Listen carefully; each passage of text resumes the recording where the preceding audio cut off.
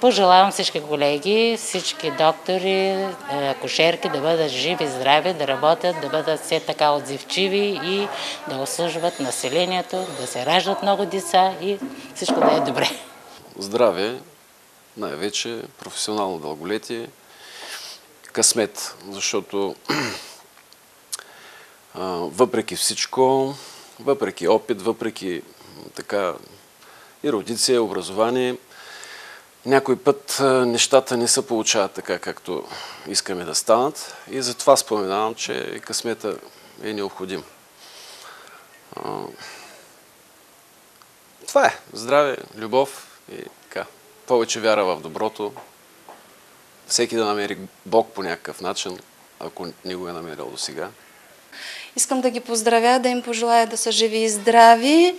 Искам да пожелая и бих си пожелала и аз самата да работим в по-добри условия, защото в Ямболската болница не са такива, не са въобще добри условията на работа.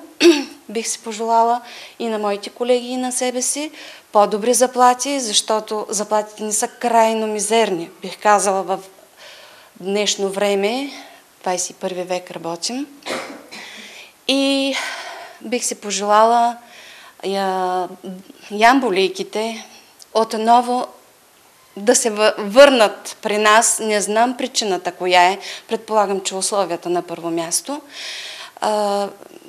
Работата ни е много, как да кажа, спешна, свързана с риска за майката и за детето.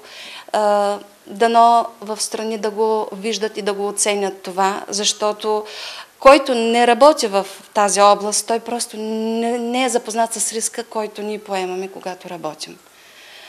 И в този ден ние си го празнуваме, защото това е хубав ден.